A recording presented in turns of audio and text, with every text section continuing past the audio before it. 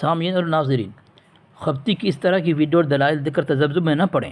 الحمدللہ یہ طے کر لیں کہ دیوبندی اہل حق اور رضاخانیت باطل دھرم ہے، جس دھرم کو قائم کرنے والا ہی گستاخ رسول اور گستاخ خدا تھا، اور جو پوری زندگی نہ اللہ تبارک و تعالیٰ کی مدد لی، نہ سہارا لیا، نہ اس اللہ کو پکارا، بلکہ صرف غوث ہی پکارا۔ جو یہ اللہ کی مدد نہ لے، جو یہ ثابت کرنے کی کوشش کرے کہ جب نعوذ باللہ من ذالک کہ میں ہی خدا ہوں، تو مسلمان جس اللہ تبارک و تعالیٰ کو پکارتے ہیں وہ میں کیوں پکاروں، اس کا ایک گھمنڈ، جو تکبر اور کبر ہو، تو پوری زندگی میں اللہ کو نہیں پکاروں، صرف غوث ہی پکاروں اور غوث سے مدد لوں۔ بتائیں سامعین، ایسے مجدد ہوتے ہیں، ایسے عاشق رسول ہوتے ہیں۔ دیکھیں سامعین، ایک کتاب ہے، کتاب کا نام ہے یہ نغمۃ الروح، صفحہ نمبر 43 میں لکھتا ہے کہ یہ دعا ہے، یہ دعا ہے، یہ دعا تیرا اور سب کا خدا احمد رضا۔ اب یہ نغمۃ الروح کے کہے گا کہ غیر معتبر ہے، تو سامعین دیکھیں یہ المیزان ہے، امام احمد رضا نمبر المیزان، اس میں لکھا ہوا ہے نغمۃ الروح، جو امام احمد رضا کی مدحت تعریف میں ایک عقیدت مند کی جانب سے شائع کی گئی ہے۔ اب نغمۃ الروح تو ثابت ہو گئی کہ معتبر ہے۔ اب یہ دیکھیں سامعین، جو صرف غوث پاک کو پکارتا تھا اور اللہ تبارک و تعالیٰ کو نہیں پکارتا تھا، یہ دیکھیں یہ کتاب ہے ملفوظات اعلیٰ حضرت بریلوی، اس میں لکھا ہوا ہے صفحہ نمبر 342 میں، جب کبھی میں نے استعانت کی یا غوثی کہا، کیا کہا؟ جب کبھی اس نے مدد مانگی، پکارا کسی کو، تو کس کو پکارا؟ ضرورت پڑی تو، یا غوث ہی کہا، غوث پاک کو پکارا، یعنی اس کو اللہ تبارک و تعالیٰ کی ضرورت نہیں تھی۔ دیکھا سامعین، تو جس کے دھرم کا مجدد ایسا ہی ہو، اس کی قوم، اس کی ذریت کس کو پکارے گی؟ ابھی فیصلہ کریں، آگے سنیں سامعین۔ دیوبندیوں کے گھر کی کتاب ملفوظات حکیم الامت جلد 9 کے صفحہ نمبر 276 کا یہ حوالہ سامعین دیکھیں۔ دیوبندیوں کے حکیم الامت اشرف علی تھانوی کہتے ہیں کہ مشہور ہے نا کہ کوئی بزرگ تھے، ان کی شادی ہوئی، پہلی شب تھی، کپڑے کیوں نہ اتارے جاتے؟ علی الصباح جو اٹھ کر وہ باہر آنے لگے تو اندھیرے میں غلطی سے امامہ سمجھ کر بیوی کا پاجامہ سر سے لپیٹ لیا، باہر نکلے تو بڑا مخول ہوا۔ سامعین، اس واقعے کو بتا کر اپنی والدہ کی غلط تربیت کو پیش کرتے ہوئے خفتی نعیم الدین برکاتی مردود نے یہ تھمنیل بنا ڈالا، یہ تھمنیل۔ پھر ہم ایسا جواب کیوں نہ دیں؟ جواب دیکھیں آگے سامعین، تو لیں نوجور فرقے کا مناظر و مفتی مطیع الرحمان نے خفتی کو کس طرح ننگا اور فاضل مجدد کے ساتھ اس کی ساری ذریت کو اندھا بنا دیا، اور اتنا بڑا جانور ہاتھی کو بھی پہچان نہیں سکتا تھا، اتنا اندھا کہ ہاتھی کو کبھی احمد رضا موٹا رسی سمجھتا تھا، اور کبھی ہاتھی کو مکان کا پلر سمجھتا تھا، اور کبھی ہاتھی کے پیٹ کو ٹانکی سمجھتا تھا، یہاں تک کہ ہاتھی والوں کو یقین ہو گیا کہ احمد رضا صحیح معنی میں اندھا ہے۔ اب تک شک میں تھا، اس کے بعد اس کو یقین ہو گیا کہ فاضل مجدد اندھا ہے۔ تو سنیں سامعین واقعہ۔ کسی گاؤں میں زیادہ تر اندھے رہتے تھے،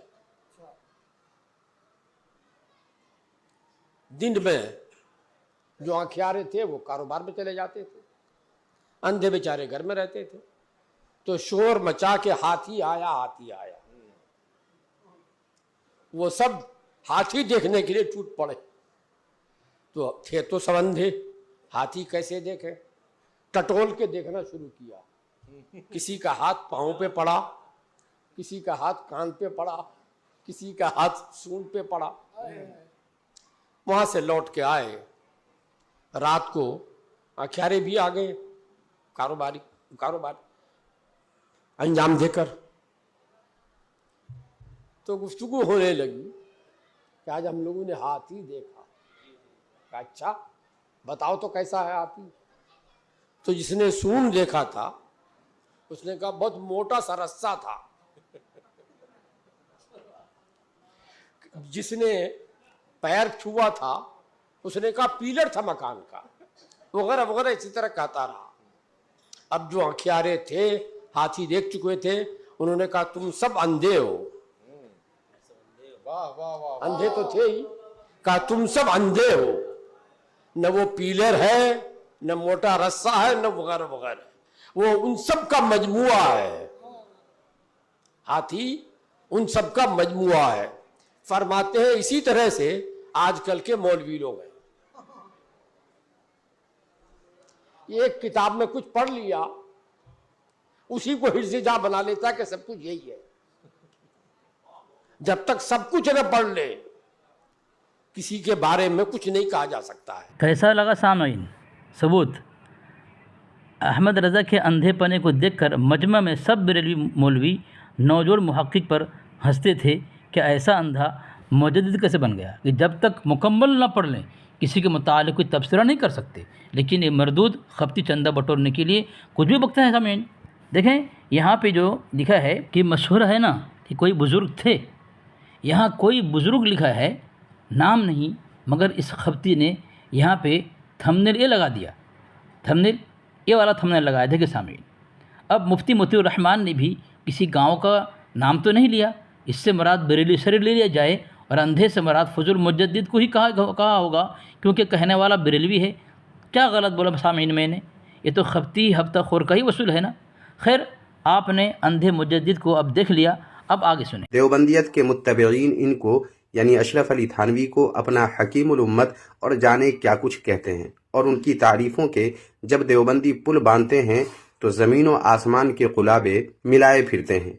मगर सामईन, उनका हाल ये था कि उम्र भर कभी इमामा सर से उन्होंने नहीं बांधा। मुमकिन है कभी बांधा भी हो, मगर जहाँ तक मैंने अशरफ अली थानवी को पढ़ा है और जाना है, मुझे एक भी ऐसा कोई हवाला नहीं मिला जिसमें अशरफ अली थानवी ने अपने सर पर इमामा बांधा हो, इसका जिक्र हो। हाँ, हकीमुल उम्मत मुजद्दिद दीन व मिल्लत शाह अशरफ अली थानवी रहमतुल्लाह अलैह उम्र भर सर पर कभी इमामा नहीं बांधा। इसलिए खपती कह रहा है देवबंदी तारीफ़ों के पुल बांधते हैं। तो उसका मकसद एक कहना था खपती का कि तारीफ़ नहीं करना चाहिए एक अमल न करने की वजह से।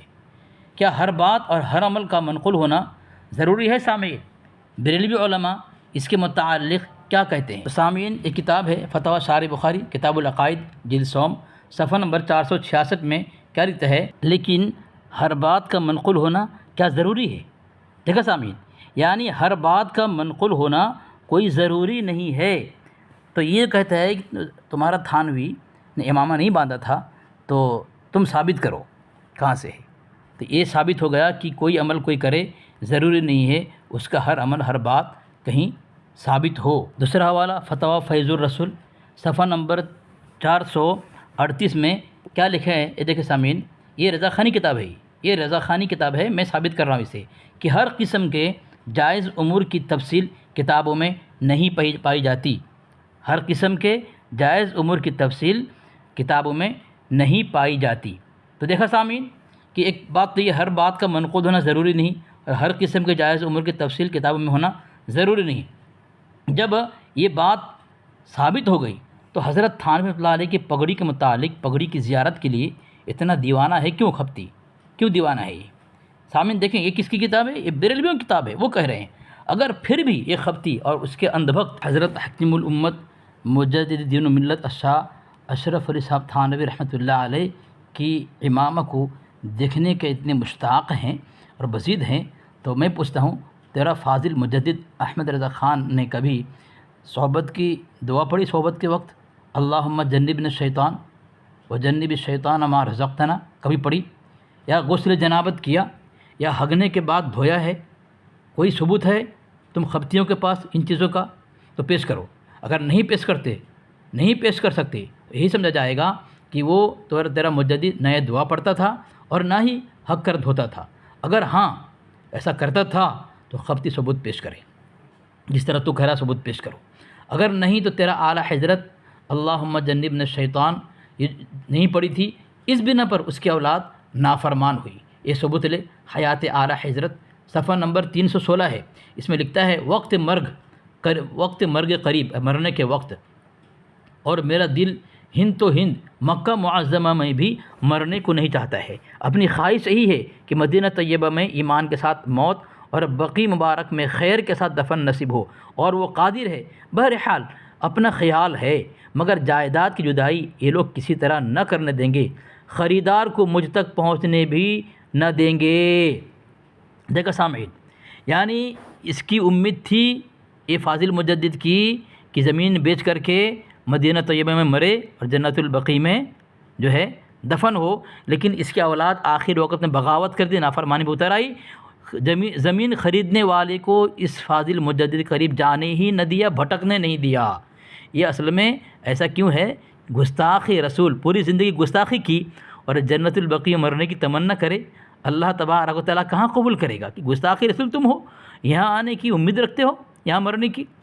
تو یہ سامعین، اب جس طرح اس نے تھوتنی پھیلایا، خبتی نے سور کی طرح منہ چلایا ہے، اس کا جواب تو دینا پڑے گا نا، برداشت کر جواب، یہ دھماکہ ہے، برداشت کرنا پڑے گا، اور نہ خبتی چندے کے نشے میں اس طرح حرکتیں نہ کر، تیری ذریت کرتی اٹھائے قوم ذلیل ہو رہی ہے، اور تیرا اعلیٰ حضرت کا منہ مزید کالا اور داغدار اور پلید ہو رہا ہے، یہ تیرے ذریعے سے اور تو ہی کر رہا ہے۔